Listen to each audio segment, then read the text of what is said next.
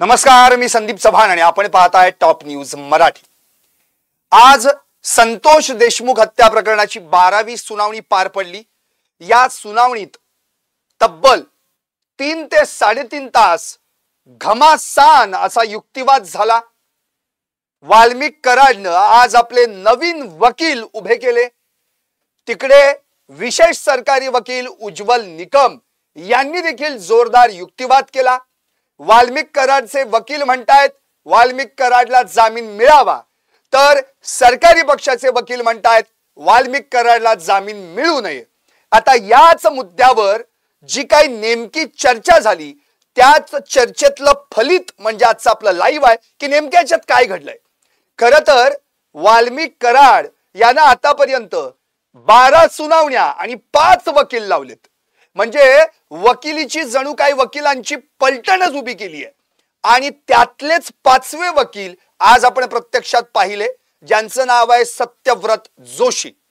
याच्या आधी अगदी सुरुवातीला आपल्याला आठवत असेल, सर्वात पहिल्यांदा वाल्मिक कराड यानं ॲडव्होकेट अशोक कवडे नावाचे वकील केले होते, नंतर ॲडव्होकेट सिद्धेश्वर ठोंबरे, त्यानंतर ॲडव्होकेट विकास खाडे, ॲडव्होकेट मोहन यादव आणि आज ॲडव्होकेट सत्यव्रत जोशी।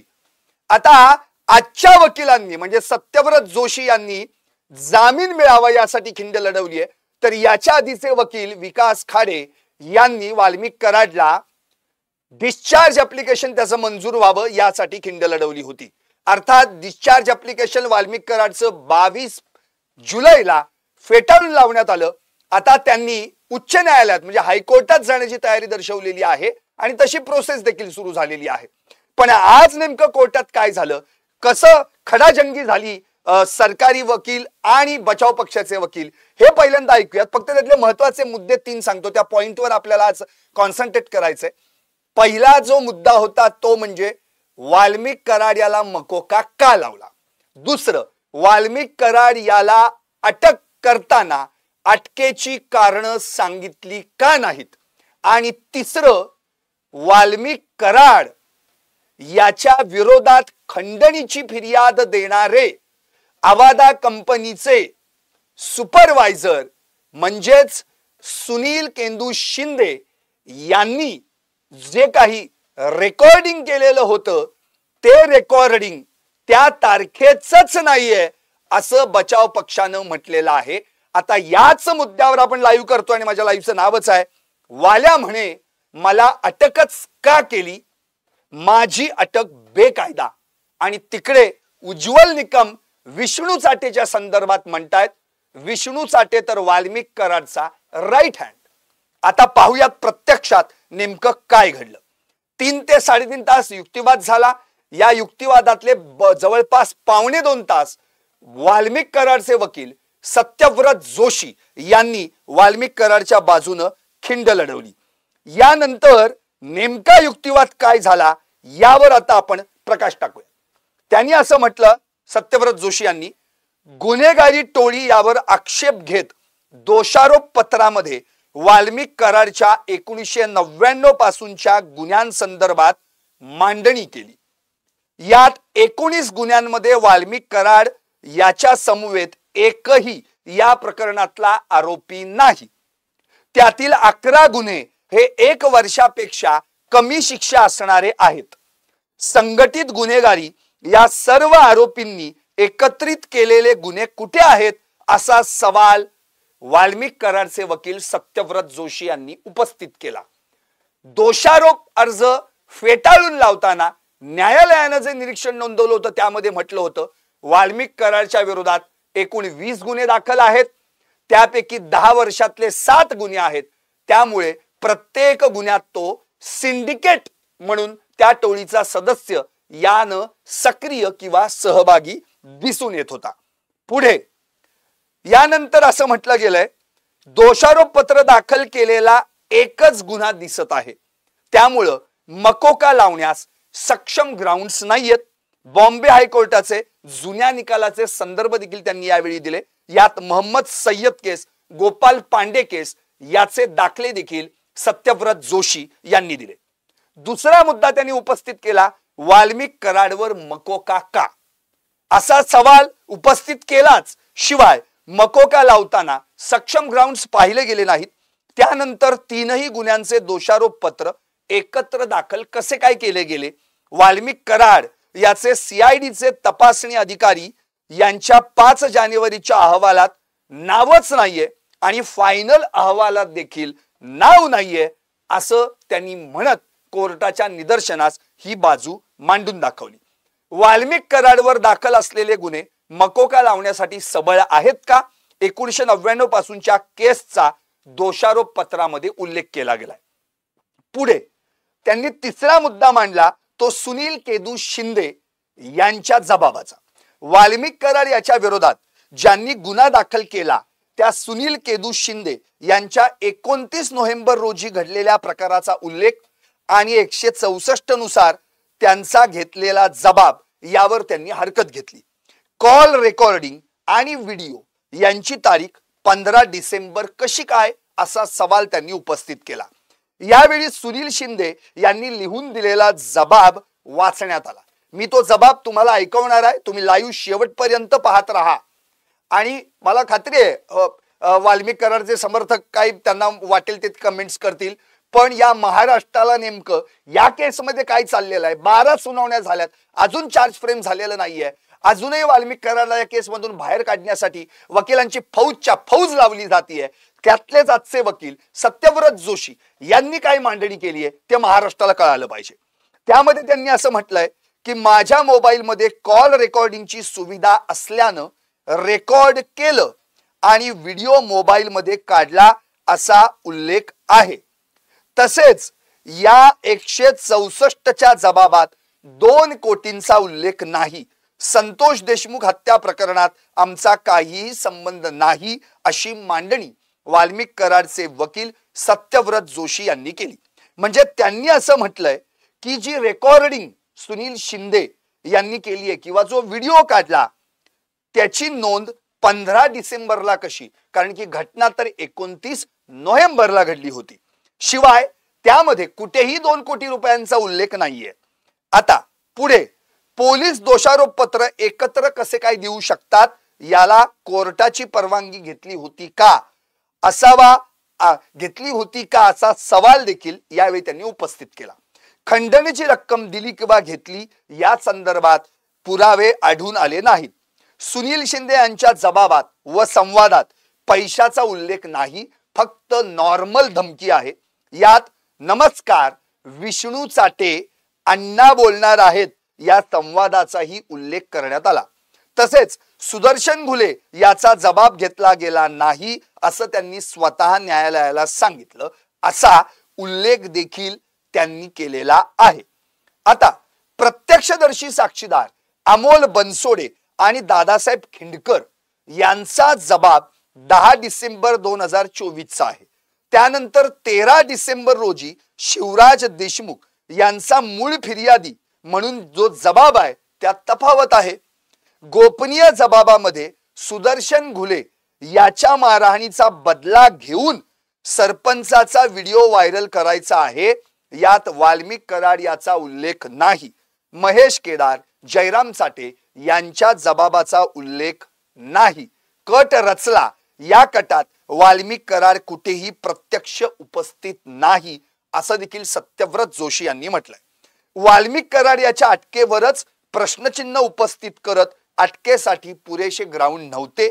अटक केली त्यावेळी वाल्मिक कराडच्या जवळच्या रक्ताच्या नातेवाईकांना का सांगितलं नाही? रोहित कांबळे नावाच्या व्यक्तीला सांगितलं. तो कराड कुटुंबाचा सदस्य नाही. अटकपूर्व वैद्यकीय तपासणी करण्यात आली आहे.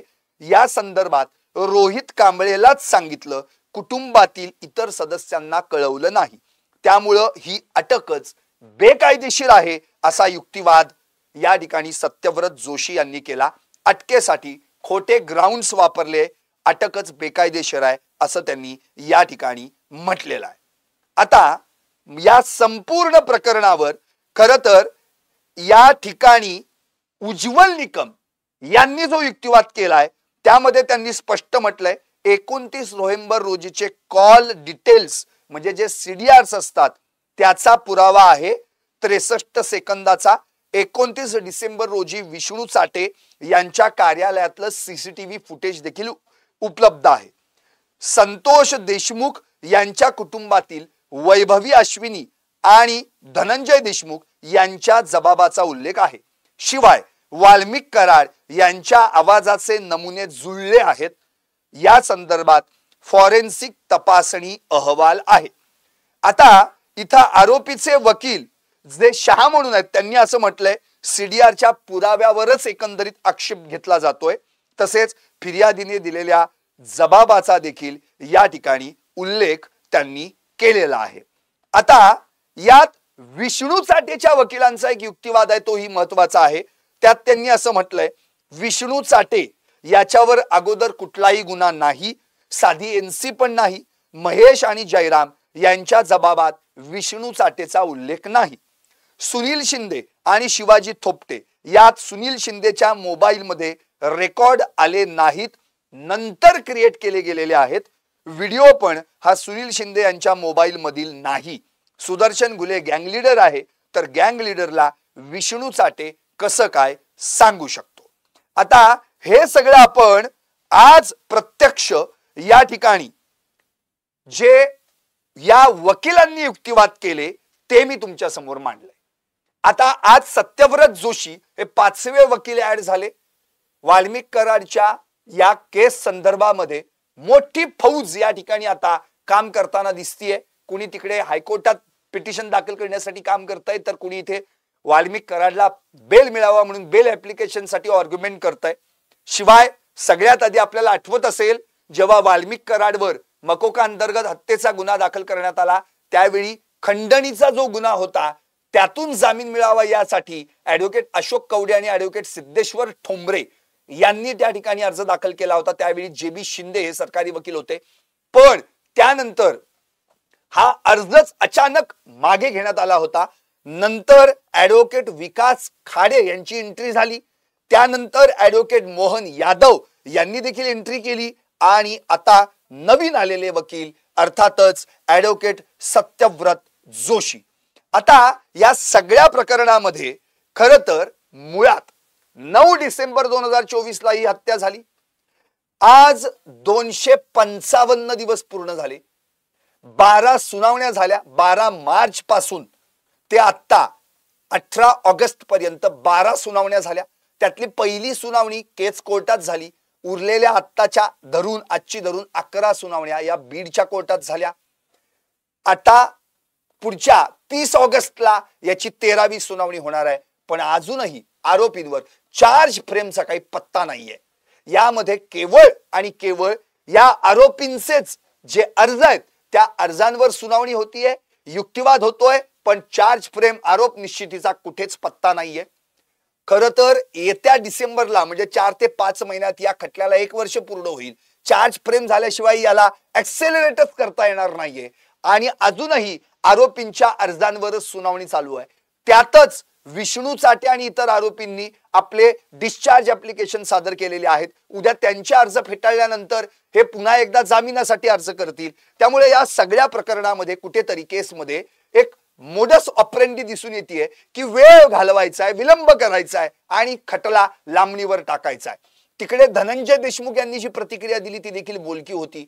खरं तर राष्ट्रवादी अजित पवार काँग्रेसचे जे पदाधिकारी आहेत तेच या कोर्टामध्ये गदी करताना दिसतात. या ठिकाणी येतात, सुनावणीच्या दिवशी येतात, गाड्या घेऊन येतात आणि खरं तर ते पदावर आहेत.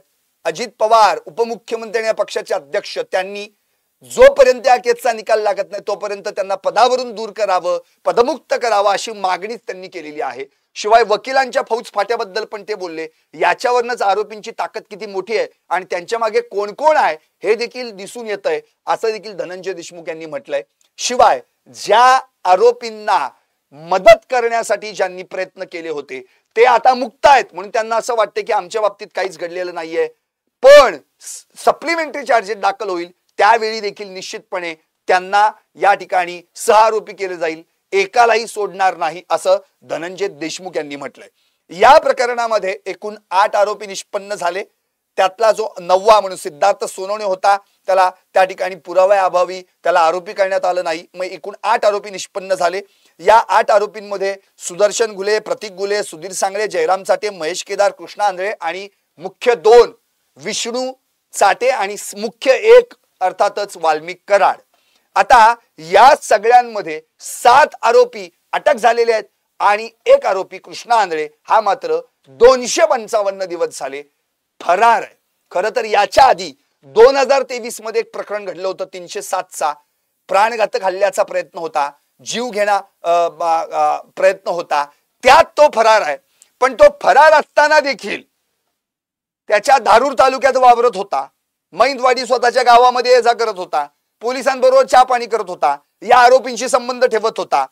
आणि इतकंच नव्हे, तो पोलिसांना 1000 वेळा कितीतरी वेळा दिसला असावा तरी देखील त्याला त्या गुन्ह्यात का अटक केली नाही कुणास ठाऊक. यानंतर तो इतका मोकळा राहिला की शेवटी तो फरार असूनही आधीच्या गुन्ह्यात संतोष देशमुख यांची हत्या 9 डिसेंबरला 2024 करून आणि मग परत फरार झाला. त्यामुळं या बाबतीत देखील गौडबंगाल आहे की कृष्णा आंधळे नेमका कुठं आहे. आता या सगळ्या प्रकरणावर आणखी एक कटाक्ष टाकण्याचा महत्वाचा मुद्दा म्हणजे याच प्रकरणात जे सुनील केदू शिंदे यांच्या ज्या जबाबाबद्दल जो उल्लेख केला गेलेला आहे, यात खरं म्हणजे सत्यव्रत जोशी म्हणजे जे वाल्मिक कराडचे वकील आहेत त्यांचं असं म्हणणं या ठिकाणी पडतंय. ते म्हणतायत की या ठिकाणी खरं तर जो जबाब घेतला गेलेला आहे सुनील शिंदे यांचा 29 नोव्हेंबर रोजी जो प्रकार घडला, त्यात कॉल रेकॉर्डिंग आणि व्हिडिओ याची तारीख 15 डिसेंबर आहे. आणि सुनील शिंदे यांनी जो जबाब दिलाय त्यात त्यांनी म्हटलंय माझ्या मोबाईल मध्ये कॉल रेकॉर्डिंगची सुविधा असल्यानं रेकॉर्ड केलं आणि व्हिडिओ मोबाईल मध्ये काढला. हे सत्यव्रत जोशी वाल्मिक कराडचे वकील म्हणतात. पण तिकडं जे दुसरे वकील आहेत विष्णू चाटे यांचे, ते असे म्हणतात सुनील शिंदे यांच्या मोबाईल मध्ये रेकॉर्ड आले नाहीत, नंतर क्रिएट केले गेलेले आहेत. व्हिडिओ हा पण सुनील शिंदे यांच्या मोबाईल मधला नाही. म्हणजे एक वकील म्हणजे या आरोपींच्याच वकिलांमध्ये खरं म्हणजे कुठेतरी एक पॅरलल अशी भूमिका नाहीये, समांतर अशी भूमिका नाहीये. एक वकील महाशय म्हणतायत की मुळात सुदर्शन तो सुनील शिंदे जे आहे त्यांचं जो रेकॉर्ड आहे, त्यांनी जे रेकॉर्डिंग केले ते 15 डिसेंबरचं आहे. आणि हे म्हणतायत विष्णू चाटेचे वकील की त्याच्यामध्ये रेकॉर्डिंगच नाहीये, व्हिडिओ रेकॉर्डिंग पण नाहीये. नक्की काय ते त्यांनीच ठरवावं, हा मुद्दा वेगळा. पण या सगळ्या प्रकरणामध्ये आणखी एक आता याच्यावर जर आपण पाहिला विषय तर खरं त्या दिवशी नेमका जो जबाब घेतला गेला, जसं आता या ठिकाणी वकील महाशयांनी सांगितलं की वाल्मिक कराड, विष्णू चाटे आणि सुनील शिंदे यांचं जे बोलणं झालं त्यामध्ये 2 कोटींचा कुठेच उल्लेख नाहीये, मान्य आहे. पण याच्या आधीचा एक विषय कदाचित वकील महाशय विसरलेले आहेत. तो विषय काय आहे तर 8 ऑक्टोबर रोजी 8 ऑक्टोबर 2024 रोजी या सुनील शिंदे यांच्या सोबत अवादा कंपनीत काम करणारे land acquisition officer of Avaada energy चे शिवाजी थोपटे यांना प्रत्यक्ष जगमित्र कार्यालयात वाल्मिक कराडनं बोलावून घेतलं होतं. त्यावेळी हजर होता सुदर्शन घुले आणि सुदर्शन घुलेनं आपला गोपनीय जबाब जो दिलेला आहे त्या जबाबात त्यानं काय उल्लेख केलाय ते मी पहिल्यांदा वाचून दाखवतो, मग तुमच्या लक्षात येईल.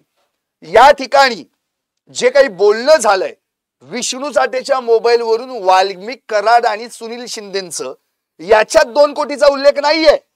पण 2 कोटी 8 ऑक्टोबर रोजी शिवाजी थोपट्यांना मागितलेले आहेत. आता त्याचा रिमाइंड करण्यासाठी जी डिमांड केली आहे तिची रिमाइंड करण्यासाठी, आठवण करून देण्यासाठी वाल्मिक कराडनं फोन केलेला आहे. आता काय तो जबाब पहिल्यांदा ऐकूयात. त्यामध्ये काय म्हटलं होतं सुदर्शन घुलेनं, 8 ऑक्टोबर 2024 रोजी मी विष्णू चाटे, वाल्मिक कराड, अवादा कंपनीचे शिवाजी थोपटे यांच्या सोबत वाल्मिक अण्णाच्या परळी येथील जगमित्र कार्यालयात मीटिंग करण्यासाठी थांबलो होतो. त्यावेळी वाल्मिक अण्णानं थोपटे यांना तुम्हाला जर तुमचा प्लांट सुरू ठेवायचा असेल तर 2 कोटी रुपये द्या, नाहीतर बीड जिल्ह्यात तुम्हाला कुठेही प्लांट सुरू करू देणार नाही असं म्हटलं होतं.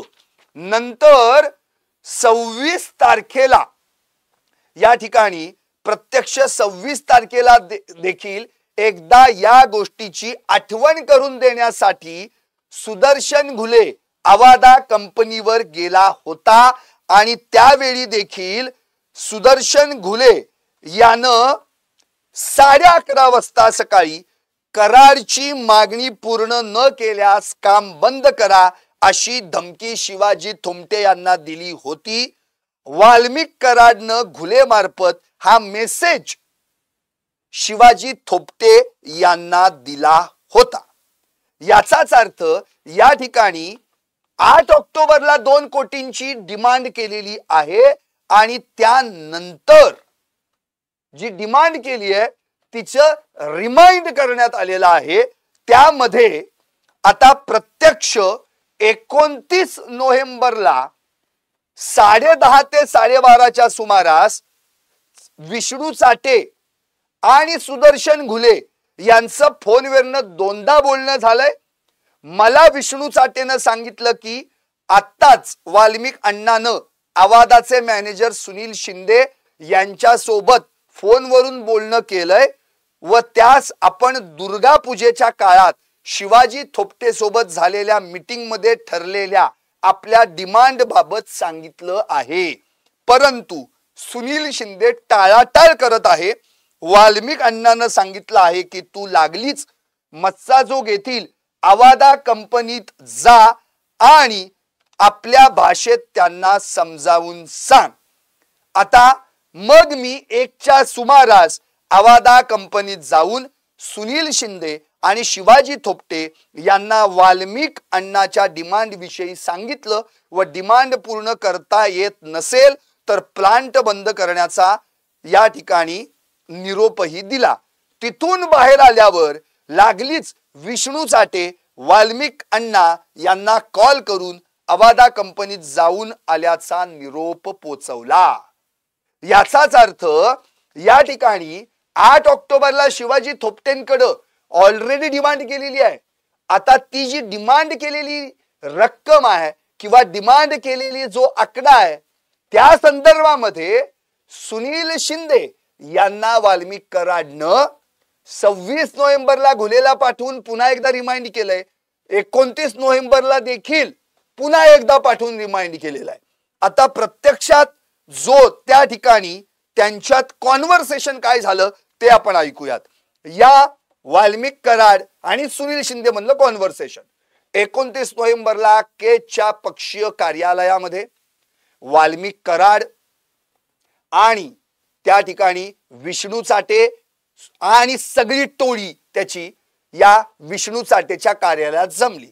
वाल्मिक कराडनं विष्णू चाटेच्या मोबाईलवर त्याला सांगितलं की तू फोन लाव सुनील शिंदेंना, मी बोलणार आहे. मग विष्णू चाटेनं सुनील शिंदेला फोन लावला. आता काय झालं ते मी ऐकवतो बघा. या ठिकाणी विष्णू चाटेनं सुनील शिंदे यांना फोन केला. सुनील शिंदे यांनी उत्तर दिलं, नमस्कार विष्णू भाऊ. चाटे, विष्णू चाटे, हॅलो शिंदे साहेब. परत शिंदे, बोला ना. विष्णू चाटे, अण्णा बोलणार आहेत आता. असं 1-2-3 वाक्य झाल्यानंतर विष्णू चाटेनं सुनील शिंदेंना सांगितलं की आता वाल्मिक कराड बोलणार आहे. मग शिंदे म्हणाले हो द्या ना. मग चाटे म्हणाले हॅलो शिंदे द्या द्या. आता वाल्मिक कराड प्रत्यक्ष फोनवर आलेला आहे. विष्णू चाटेच्या मोबाईल वरून तो सुनील शिंदे यांच्याशी बोलतोय. हॅलो, अरे ते बंद ठेवा, चालू केलं तर वातावरण गढूळ होऊन बसेल. तर काय बंद ठेवा. आता हे ऑलरेडी शिवाजी थोपटे यांना वाल्मिक कराडनं 8 ऑक्टोबरला प्रत्यक्ष जगमित्र कार्यालयात बोलावून सांगितलेलं होतं. पुढे शिंदे, बरोबर अण्णा. आता शिंदे म्हणतात बरोबर अण्णा. भले सत्यव्रत जोशी म्हणतायत की हे त्यांचं नॉर्मल बोलणं वाटतंय, याच्यात कुठेच धमकी आणि खंडणीचं काय वाटत नाहीये. मग शिंदेना कळलंच नाही तर शिंदे कसे काय म्हणतील बरोबर अण्णा? म्हणजे शिंदे कसं काय म्हणतील बरोबर अण्णा? काहीतरी कळलंय, काय बंद ठेवा हे कळलंय म्हणून तर शिंदे म्हणाले ना बरोबर अण्णा. आणि 8 ऑक्टोबरला शिवाजी थोपटे हे जेव्हा जगमित्र कार्यालयातून बाहेर पडले तेव्हा त्यांनी 9 तारखेला फोन केला होता त्यांच्या वरिष्ठ आवाजा कंपनीच्या कोण अधिकारी आहेत त्यांनीच सांगितलेलं ती मोठी माणसं आहेत त्यांच्या नादी लागू नका, तक्रार दाखल करू नका म्हणून. पण हे सगळं झालं असलं तरी 8 ऑक्टोबर आणि 29 नोव्हेंबर या दरम्यान साधारण 1.5 महिना गेलाय. याच्यात त्यांनी सुनील शिंदे यांना कल्पना दिलेली आहे की अमुक तमुक व्यक्तीनं मला अमुक तमुक ऑफिसमध्ये बोलवून अमुक तमुक धमकी दिलेली आहे. म्हणून तर शिंदेंना हे कळलं ना काय की काय बंद ठेवा असं म्हटल्यानंतर हो हो म्हणायचं. पुढे कराड, वाल्मिक कराड काय म्हणतोय? ज्या परिस्थितीत सुदर्शननं सांगितलं ज्या परिस्थितीत आहे त्या परिस्थितीत बंद करा. याचाच अर्थ आणखी एक मेसेंजर पण गेलेला आहे ना. वाल्मिक कराडनं सुदर्शन घुले याच्याकडे मेसेज पाठवलेला आहे. तो 26 नोव्हेंबरला जाऊन आलेला आहे प्रत्यक्षात कंपनीवर. शिंदे मी मेसेज देतो बरं का. आता शिंदे कुणाला मेसेज देणार आहेत? कराड मेसेज द्या नाहीतर, इथं काहीतरी शिवी हासडलेली आहे. आता मेसेज द्या, मी मेसेज देतो बरं का. हा मेसेज देतो बरं का म्हणजे कुणाला? साहजिकच सुनील शिंदेंना हे माहिती आहे की शिवाजी थोपटे जे आहेत त्यांच्याशी वाल्मिक कराडचं बोलणं झालेलं आहे म्हणून तो मेसेज देतोय. पुढे शिंदे बरं अण्णा. कराड ते बंद करा म्हणजे बंद करा. आता याला काय म्हणायचं? याला धमकी नाही म्हणजे नॉर्मल म्हणायचं का? शिंदे हो अण्णा. पुढे अण्णा बरं. कराड इथं निवडणुका आल्या मी मोकळा झालोय आता. इथं निवडणुका झाल्या मी मोकळा झालोय आता. 2 मिनिटात सगळं बंद करा आणि तुम्ही पण तिथून फुटा. म्हणजे काय? याला धमकी म्हणत नाहीत. पुढं शिंदे हो अण्णा हो. कराड बंद करा सगळं, बाकीचं बंद करून टाका. शिंदे हो अण्णा. कराड तुमचं नाटक बंद झालं पाहिजे. तुम्ही कोलता का आम्हाला? बंद करा 2 मिनिटात. कशामुळं कशाला कोलतायत? वाल्मिक कराड काय त्यावेळी म्हणजे गणपतीची वर्गणी मागत होता का दुर्गा पूजेची वर्गणी मागत होता? वाल्मिक कराडला काय वर्गणी मागायची होती का? वाल्मिक कराडला खंडणी मागायची आहे आणि ती खंडणी ऑलरेडी 8 ऑक्टोबरला त्यानं शिवाजी थोपटे याला प्रत्यक्ष ऑफिसमध्ये बोलावून मागितलेली आहे. नंतर फक्त रिमाइंड करणं आहे आणि हे रिमाइंड करण्याचं काम तो फोनवरून पण करतोय आणि सुदर्शन घुलेला पाठवून पण करतोय. पुढं शिंदे अण्णा. कराड सांग रे त्या सुदर्शनला फक्त मारामारी करू नको म्हणाव. शिंदे अण्णा म्हणजे काय? पुढं कराड काय चालू झालं तर याद राखा. शिंदे अण्णा हो. आता या सगळ्या त्यांच्या संवादातून हे इथं स्पष्ट होतंय की त्या अख्ख्या या पूर्ण जबावामध्ये कुठेच शिंदे आणि वाल्मिक कराड यांच्या बोलण्यात भले किती कोटीची रक्कम मागितली याचा उल्लेख नसेल पण शिवाजी थोपटे यानं जे त्या ठिकाणी जगमित्र कार्यालयात जाऊन त्याला जी त्या ठिकाणी खंडणी मागण्यात आली त्याचा प्रत्यक्ष उल्लेख शिवाजी थोपटेनं केलेला आहे. 8 ऑक्टोबर म्हणजे निवडणुकीच्या आधी 42 दिवस म्हणजे सुमारे 1.5 महिन्यापूर्वी आपल्याला आठवते 20 नोव्हेंबर 2024 ला मतदान झालं होतं. सायंकाळी 7 वाजता परळी येथील जगमित्र कार्यालयात विष्णू साठे वाल्मिक कराड यांनी शिवाजी थोपटे भूसंपादन अधिकारी लँड ॲक्विजिशन ऑफिसर यांना बोलावलं. या बैठकीत वाल्मिक कराडनं 2 कोटींची खंडणी मागितली, काम थांबवा असं धमकावलं. या ठिकाणचं टॉवर लोकेशन, सीडीआर पुरावे सगळे न्यायालयात सरकारी पक्षाकडून सादर करण्यात आलेले आहेत. आता शिवाजी थोपटेचं टॉवर लोकेशन, वाल्मिक कराडचं टॉवर लोकेशन, विष्णू साठेचं टॉवर लोकेशन हे एकाच ठिकाणी आहे आणि त्याचे सीडीआर देखील उपलब्ध आहेत जे ऑलरेडी त्या ठिकाणी कोर्टात सादर केले गेलेले आहेत. 9 ऑक्टोबरला शिवाजी थोपटे यांनी दिल्लीच्या कंपनीच्या वरिष्ठांना फोन केला होता. सारा प्रकार कळवला. उपाध्यक्ष आवाजा कंपनी अल्ताफ तांबोळी पोलिसात तक्रार द्यावी का असं विचारताच पोलिसात तक्रार देऊ नका कारण धमकी देणारी माणसं मोठी आहेत असं त्यांना दिल्लीतून सांगण्यात आलं. नंतर तक्रार दिली गेली नाही. 26 नोव्हेंबरला सुदर्शन घुले याच प्रकरणाचा रिमाइंड करण्यासाठी कराडची मागणी पूर्ण न केल्यास काम बंद करा अशी धमकी देण्यासाठी आवादा साईटवर गेला होता. आणि मग 29 नोव्हेंबरला ही टोळी जमली आणि विष्णू चाटेच्या मोबाईल वरून वाल्मिक कराडनं सुनील शिंदेला हे सगळं सुनावलेलं आहे जे मी आता तुम्हाला ऐकवलं. याचाच अर्थ या संपूर्ण प्रकरणामध्ये एक तर या आताच्या सत्यव्रत जोशी जे वाल्मिक कराडचे वकील आहेत त्यांनी केलेला युक्तिवाद, याच्यात त्यांनी सुनील शिंदेचा जबाब वाचून दाखवला, पण त्यांचं असं म्हणणं आहे की 15 डिसेंबरला हे सगळं दाखल केलं गेलेलं आहे. आणि विष्णू चाटेचे जे वकील आहेत ते म्हणतात की हे क्रिएट केलेलं आहे. ऍक्च्युली हे ज्या दिवशी म्हणजे स्वतः उज्ज्वल निकम यांनी पहिली पत्रकार परिषद घेतली, त्या पहिल्या पत्रकार परिषदेलाच म्हणजे 26 मार्चला म्हणजे बीड न्यायालयात झालेली पहिली सुनावणी, त्यावेळीच म्हटलं होतं संतोष देशमुखांचा खून हा मोठ्या कटाचा भाग आहे. हा कट कसा शिजला याच्या तारखेसकट आणि पुराव्यांसकट घटनाक्रम आपण न्यायालयात सादर केलेला आहे. दिस केस इज कंटिन्युइंग क्रिमिनल कॉन्स्पिरसी. आणि याच प्रकारावर बोलताना त्यांनी हा खटला प्रत्यक्षदर्शी साक्षीदार आय विटनेसेस आणि परिस्थितीजन्य पुरावा सर्कमस्टन्शियल एव्हिडन्सेस या दोन गोष्टीवर प्रामुख्याने अवलंबून आहे असं त्यांनी स्पष्टपणे म्हटलेलं आहे. शिवाय त्यांनी एक वाक्य देखील उच्चारलं होतं, मनुष्य खोटा बोलू शकतो पण परिस्थितीजन्य पुरावा खोटं बोलू शकत नाही. यावेळी त्यांनी हे स्पष्ट केलं. शिवाय या घटनेचा प्रत्यक्ष पुरावा नसला तरी आमच्याकडे असे काही कागदोपत्री पुरावे, डॉक्युमेंटरी एव्हिडन्सेस, वैज्ञानिक पुरावे, सायंटिफिक एव्हिडन्सेस आहेत. शिवाय ज्या दिवशी संतोष देशमुखांचं अपहरण झालं त्याचं वर्णन करणारा प्रत्यक्षदर्शी फिर्यादी आय विटनेस प्रॉसिक्युटर देखील आहे, शिवराज देशमुख आतेबाहू, ज्यांनी या प्रकरणात मूळ फिर्याद दाखल केली. त्यामुळं हे संपूर्ण प्रकरण पाहता खरं तर आतापर्यंत 12 सुनावण्या, वाल्मिक कराडचे 5 वकील, 7 आरोपी अटक, 1 आरोपी फरार, पण अजूनही चार्जशीट दाखल झालेलं नाहीये. वाल्मिक कराडच्या वतीनं नवनवीन वकील येत आहेत, नवनवीन त्या ठिकाणी युक्तिवाद होत आहेत आणि आता प्रत्यक्ष जेव्हा ही चार्ज फ्रेम होईल तेव्हा मात्र यांचे जे आर्ग्युमेंट्स असतील त्यातून हे क्लिअर होईल की नेमकं या प्रकरणात काय घडलंय. आता हे सगळं जे काय आपण पाहतोय यामध्ये विष्णू चाटेच्या संदर्भामध्ये एक महत्वाचा मुद्दा होता, तो मुद्दा देखील अत्यंत गरजेचा आहे.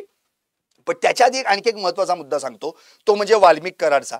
वाल्मिक कराडची अटक बेकायदेशीर आहे असा जो युक्तिवाद केला गेला, त्याला अटकेच्या वेळी अटकेची कारणं सांगण्यात आली नाहीत असं म्हटलं गेलं. यावर उज्ज्वल निकम यांनी स्पष्ट केलेलं आहे की वाल्मिक कराड याला अटकेच्या वेळी अटकेची कारणं सांगण्यात आली होती. आणि मुळात अटक कसली हो, मुळातच वाल्मिक कराड हा शरण आला होता 31 डिसेंबरला CID पुणे येथे. त्याला काय अटक नाही केली पोलिसांनी, तो शरण आला. त्याच्या आधी 31 सेकंदाचा व्हिडिओ त्यांनी व्हायरल केला, माझा या प्रकरणाशी काही संबंध नाही, संतोष भैया देशमुख भैया या काही संबंध नाही आणि खंडणीशी माझा काही संबंध नाही, राजकीय हेतुपुटी मला याच्यात गोवण्यात आलेला आहे, जर मी दोषी असेल तर माझ्यावर कारवाई करावी. त्याला कोणीतरी लिहून दिला तरी तो मेसेज वाचला. आता या प्रकरणामध्ये स्वतः उज्ज्वल निकम यांनी सांगितलंय की अटकेच्या वेळी त्याला अटकेची कारणं सांगण्यात आली होती. शिवाय त्याची सही असलेला दस्तावेज, अटक करताना सही असलेला दस्तावेज देखील, डॉक्युमेंट देखील आम्ही न्यायालयात सादर केलेला आहे असं उज्ज्वल निकम यांनी सांगितलंय. शिवाय कराडच्या अत्यंत जवळचा जो कोण मित्र आहे त्या मित्रालाही त्याच्या अटकेची कारणं सांगितली होती असं देखील या ठिकाणी वकिलांनी म्हटलेलं आहे. आता या प्रकरणात राहिला मुद्दा रोहित कांबळे. रोहित कांबळे कोण आठवतंय आपल्याला? आठवतंय की स्लीप ॲपनिया नावाचा वाल्मिक कराडला एक आजार आहे. अटक झाल्यानंतर त्याला म्हणजे झोपेत घोरल्यानंतर श्वास घेताना त्रास होतो असा त्याला आजार आहे. आता या आजारासाठी त्यानं एक व्यक्ती माझ्यासोबत 24 तास असावी जेणेकरून ती मशीन हँडल करू शकते. त्यासाठी त्यानं स्वतःहूनच रोहित कांबळे ही व्यक्ती माझ्यासोबत असावी असं कोर्टाला त्या ठिकाणी मागितली होती आणि कोर्टाने आधी नाही म्हटलं, नंतर ती व्यक्ती त्याला पुरवण्यात आली. पण रोहित कांबळेच आपल्याला ज्यावेळी वाल्मिक कराडला कोर्टात म्हणजे कोठडीतून कोर्टात नेलं जायचं त्यावेळी आपल्याला ती रोहित कांबळे नावाची व्यक्ती दिसायची, ज्याच्या हातात पिशवी असायची. त्यामुळे रोहित कांबळे हा अत्यंत विश्वासू आहे वाल्मिक कराडचा, हेच याच्यावरनं सिद्ध होतंय. आता वकील असं म्हणतात की या ठिकाणी त्याच्या रक्ताच्या नातेवाईकांना हे का कळवलं गेलं नाही, त्याला का सांगितलं गेलं नाही. मुळातच वाल्मिक कराडला अटक केल्यानंतर त्या क्षणी आपल्याला आठवतंय, एकतर वाल्मिक कराड शरण आला पुणे सीआयडीला, त्यामुळे इथं तर वाल्मिक कराडचे कोणी नातेवाईक नाहीत म्हणजे रक्ताचे. मग तिथून त्याला केज पोलीस कोठडीत नेण्यात आलं. तिथं गेल्यानंतर ओपन कोण झालं, रोहित कांबळे, जो कंटिन्यू त्याच्यासोबत होता, त्याला ती मदत करण्यासाठी. दुसरी गोष्ट, ज्यावेळी 14 दिवसांनी त्याला पोलीस कोठडी संपल्यानंतर त्याच्यावर मकोका दाखल करण्यात आला, त्यावेळी वाल्मिक कराडचे जे कोण घरातले नातेवाईक होते रक्ताचे, ते सगळे रस्त्यावर उतरून आंदोलन करत होते. त्यामुळे या सगळ्या प्रकरणामध्ये प्रत्येकाला सीआयडी आणि एसआयटीने जो तपास केलेला आहे त्या तपासाची पूर्ण माहिती होती आणि हे सगळं काही सरकारनं न्यायालयात पुराव्यानिशी सादर केलेलं आहे. त्यामुळं या प्रकरणामध्ये वाल्मिक कराडचा तो जवळचा मित्र आहे, त्याला अटकेची कारणं सांगितली होती. तो जवळचा मित्र कोण, आता याच्यावर पण शहानिशा व्हायला पाहिजे. पण वाल्मिक कराड सोबत कंटिन्यू असणारी व्यक्ती रोहित कांबळे होती, त्यामुळे वाल्मिक कराडचा तो अत्यंत विश्वासू आहे. म्हणजे या सगळ्या प्रकरणामध्ये खरं तर एक अत्यंत महत्वाची गोष्ट आणखी एक आहे, ती विष्णू चाटे संदर्भामध्ये. विष्णू चाटे याचा असं म्हणणं आहे की मुळातच माझ्यावर एक एनसी देखील दाखल नाहीये, मग मला मकोकात कसं काय घेतलं गेलंय. मुळात विष्णू चाटे याचे सीडीआर कॉल रेकॉर्ड्स जे काही तपासले गेले त्यात त्यानं फोन 8 डिसेंबरला म्हणजे संतोष देशमुख यांच्या हत्येच्या आधी प्रत्यक्ष संतोष देशमुखांना फोन केलेले सीडीआर उपलब्ध आहेत. त्यामध्ये त्यांनी वारंवार संतोष देशमुखांना ही धमकी दिलेली आहे वाल्मिक कराडच्या नावानं, ह्याचे सीडीआर नोंद आहेत. शिवाय जयराम चाटेच्या मोबाईल वरून या ठिकाणी सुदर्शन घुले प्रत्यक्ष 9 डिसेंबरला संतोष देशमुख यांची हत्या करते वेळी विष्णू चाटे याच्याशी 3 ते 4 वेळा बोलला, याचेही सीडीआर उपलब्ध आहेत. मग विष्णू चाटेचा या प्रकरणात सहभाग नाही असं कसं म्हणता येईल. आणि हा विष्णू चाटे ज्याच्यावर 11 डिसेंबरला सुनील शिंदे यांनी जी खंडणीची फिर्याद दाखल केली त्यामध्ये त्याचं नाव आहे. आता त्याला अटक झाली ती 18 डिसेंबरला, गुन्हा दाखल झाला 11 डिसेंबरला. त्यामुळं त्याच्यावर गुन्हा दाखल नाही असं कसं म्हणता येईल.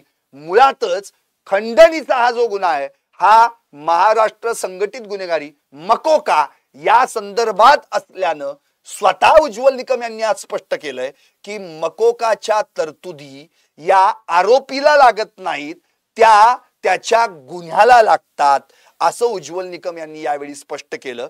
आणि विष्णू चाटे हा जो आहे हा वारंवार वाल्मिक कराडच्याच सोबत होता, या कटात त्याचा सहभाग होता, कारण तो वाल्मिक कराडचा राईट हँड होता असं देखील या ठिकाणी स्वतः उज्ज्वल निकम यांनी म्हटलेलं आहे. आपल्याला आठवत असेल तो व्हिडिओ, धनंजय मुंडे पंकजा मुंडे समोर सगळी पब्लिक बसली आहे आणि पंकजा मुंडेंच्या हातात माईक आहे आणि त्या बोलतायत, कुठाय रे ते ज्याच्या शिवाय धनुभाऊचं पान देखील हलत नाही, ते वाल्मिक कराड. आता असं बोलल्यानंतर त्याच्या शेजारी जेव्हा कॅमेरा झाला, वाल्मिक थोडासा उठला बसला आणि त्याच्यावर जो कॅमेरा त्या ठिकाणी फोकस करण्यात आला, त्याच्या शेजारी दात काढून असणारा विष्णू चाटेच होता. हे काय सांगायची गरज नाही, अख्ख्या महाराष्ट्रानं बघितलेलं आहे. त्यामुळं विष्णू चाटे शिवाय त्यावेळी नगर परिषदेचा गटनेता वाल्मिक कराड, मुख्यमंत्री लाडकी बहीण योजना तालुकाध्यक्ष परळीचा वाल्मिक कराड, राष्ट्रवादी केज तालुक्याचा अध्यक्ष विष्णू चाटे. त्यामुळे यांची घसटण होतीच, हे एकमेकांच्या अत्यंत क्लोज होते. एकंदरीत काय आहे या सगळ्या प्रकरणामध्ये आज सत्यव्रत जोशी यांनी भले वाल्मिक कराडच्या बाजूने खिंड लढवली आणि वेगवेगळे लूपहोल्स काढण्याचा प्रयत्न केला, तरी तितक्याच तोडीनं उज्ज्वल निकम यांनी त्यांना प्रत्युत्तर दिलं आणि कोर्टात स्पष्ट केलेलं आहे की वाल्मिक कराडला जामीन देता कामा नये, कारण तसं घडलं तर भविष्यात साक्षीदारांवर दबाव येऊ शकतो. शिवाय विष्णू चाटेच्या डिस्चार्ज ऍप्लिकेशनला देखील त्यांनी कडाडून विरोध केला. आता या सगळ्या प्रकरणावर 30 ऑगस्टला सुनावणी आहे. कदाचित त्याच दिवशी वाल्मिक कराडच्या जामिनावर निर्णय देखील होण्याची शक्यता आहे. म्हणूनच वाल्मिक कराड जे म्हणतोय ना, मला अटकच का केली, माझी अटक बेकायदा, त्याची उत्तर उज्ज्वल निकम यांनी प्रत्यक्ष आज कोर्टासमोर दिलेले आहेत. आता या प्रकरणात नेमकं काय होणार, वाल्मिक कराडला जामीन मिळणार का नाही मिळणार, का डिस्चार्ज ऍप्लिकेशन प्रमाणे त्याचं बेल ऍप्लिकेशन देखील फेटाळलं जाणार, याचं उत्तर 30 ऑगस्टलाच मिळणार. पाहत राहा टॉप न्यूज मराठी, आपला महाराष्ट्र आपली बात.